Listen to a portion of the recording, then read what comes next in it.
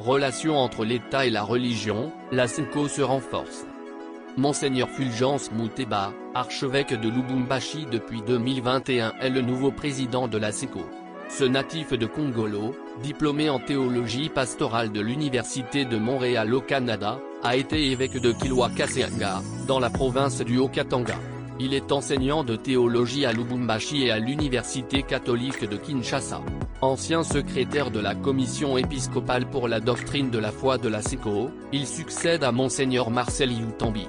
Ce dernier habite Kisangani. Il est connu pour être tempéré, réservé, discret. Tout le contraire de son remplaçant, connu frondeur, partisan et un tantinet régionaliste.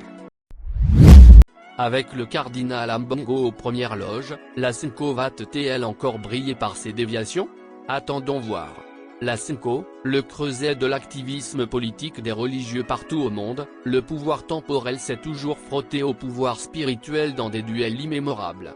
À un moment, l'Italie représentait le pouvoir spirituel avec ses papes et la France était forte de ses rois, représentants du pouvoir temporel. Puis vinrent les schismes, suite à des impossibles partages.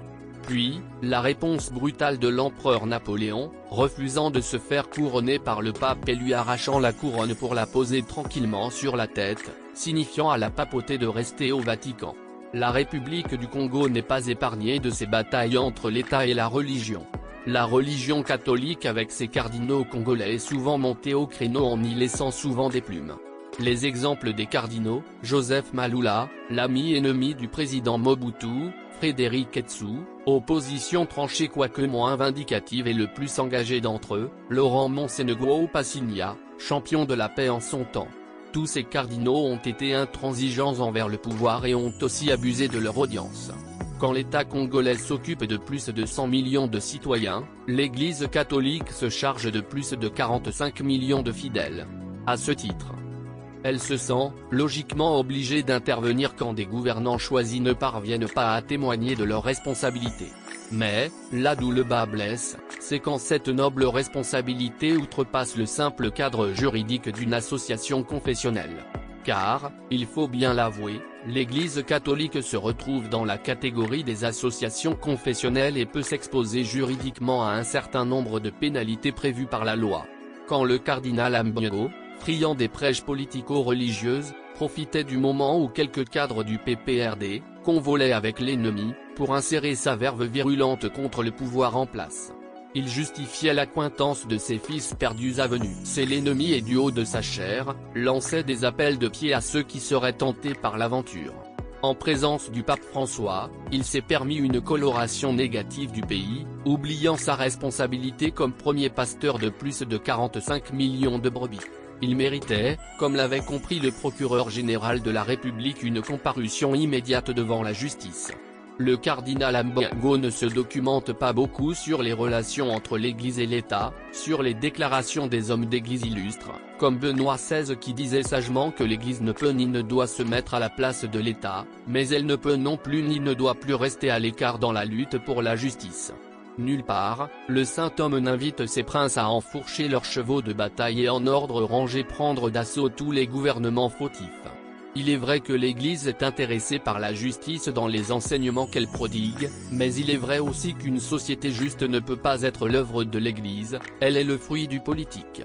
Du reste, les fidèles des églises sont pour la plupart des intellectuels qui se demandent toujours en vertu de quoi l'Église surtout catholique en RDC prend violemment position dans des questions relevant de la politique et de la société, qui sont du domaine de l'autorité civile.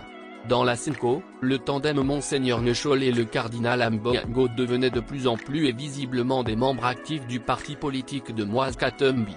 Ils avaient, grâce à 40 000 outils de communication, offerts par Moise Katumbi, couvert les élections de 2018. Le même Katumbi qui briguait un mandat. Il faut être d'une inanité intellectuelle pour occulter le mot corruption dans cette affaire. Se mêler de politique est une vieille habitude de la SENCO.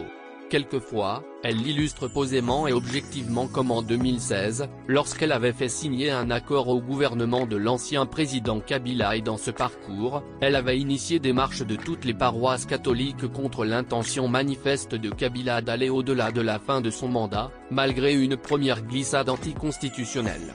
Dans ses prédications contre le gouvernement et ses prises de position maladroites contre les membres du gouvernement, le cardinal Ambongo non seulement s'est fait déprécier d'une frange importante de la société congolaise, mais a ouvert des brèches pour l'insulte facile à son endroit. Et Monseigneur Donatien Nechol dans ce pèlerinage du verbe offensant est resté complément d'objet indirect, adoubant ses traîtrises du cardinal et rajoutant de son formol pour la mise en tombeau.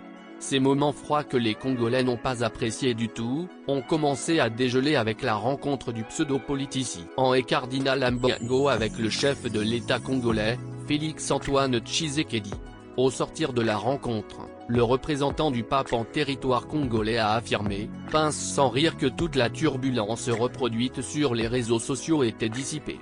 Monseigneur Fulgence Moutéba arrive avec ses grands sabots. Est-ce la fin de l'embellie avec l'arrivée soudaine de l'archevêque de Lubumbashi, remarqué pour son activisme politique, quelquefois, mal pensé et dirigé? Car, il faut le dire, l'archevêque de Lubumbashi succède à une personnalité qui n'a pas passé son temps à remuer les cendres pour chercher les brindilles incendiaires. Lui, Fulgence Moutéba, se mêle des embrouilles des hommes politiques, prétendument patriotes, résidant dans son archevêché. Il s'est porté médiateur pour réconcilier deux personnages qui ne se parlaient plus, car, tous englués dans leur forfaiture. Deux fossoyeurs de l'économie du Congo qui n'avaient pas partagé équitablement le fruit de leur rapine. Les Congolais n'ont pas la mémoire courte. Monsieur Katumbi aurait dribblé l'ancien président Kabila dans le partage des retombées sur les transactions des minerais de la Gécamine. Une Gécamine qu'ils ont saignée à blanc, sous les yeux et la barbiche de l'archevêque de Lubumbashi, Fulgence Moutéba. La rencontre entre les prédateurs a été médiatisée et un religieux amnésique ou opportuniste a présidé cette triste messe. Nul n'ignore que tous les propos du cardinal Ambongo trouvent leur écho dans la capitale cuprifère dans caisse de résonance de Fulgence Moutéba. Il n'a jamais reproché à ses ouailles des propos tribalistes et haineux comme ceux de la députée Mahongo. Il s'immerge aisément dans un environnement viscéralement anti-Kassai et s'acoquine facilement avec les invétérés partisans de la balkanisation du Katanga comme Christian Mwendo. Il y a donc lieu de se poser deux petites questions. Est-ce que l'élection de Fulgence Moutéba s'inscrit dans une continuation du combat pour déstabiliser le pouvoir de Félix-Antoine Tshisekedi? Est-ce que l'homme qui était assis à côté du chef de l'État lors de l'inutile présentation du nouveau comité de la SECO à la Cité de Loi est prêt à quitter sa tenue de guérillero en soutane et mitre? Nous pensons objectivement qu'avec un ancrage national de plus de 40 millions de fidèles congolais, l'Église catholique est une force sociale et économique évidente. Elle se distrait dès lors qu'elle est au basque des hommes politiques, car elle néglige sa mission pastorale de rendre l'homme congolais meilleur. Elle a la mission d'éduquer l'enfant congolais aux valeurs essentielles qui guident la nation, car elle possède 30% des écoles du pays. Elle a sa part de culpabilité avec le régime Kabila d'avoir façonné le phénomène Kuluna et encadré l'horaire des Kuluna. Elle ne doit pas fuir ou renier son implication dans les échecs politiques du pays. Ce que tous les Congolais veulent est un cadre de concertation entre l'Église catholique et les politiques pour un assainissement de leurs relations. Quand le cardinal Ambongo bénéficie d'un véhicule du pouvoir en place, passe encore, mais quand il en réclame un, c'est ouvertement une personne prête à la corruption et qui n'a pas à se prévaloir d'une certaine honnêteté. L'Église catholique entre en guerre contre le gouvernement quand celui-ci piétine, voire écrase ses plates-bandes. La gratuité de l'enseignement lui ferait perdre plus d'1 million de la devise américaine. Ces coups de boutoir sont donc aperçus, plus en des actes de vengeance et de chantage qu'en patriotisme avéré.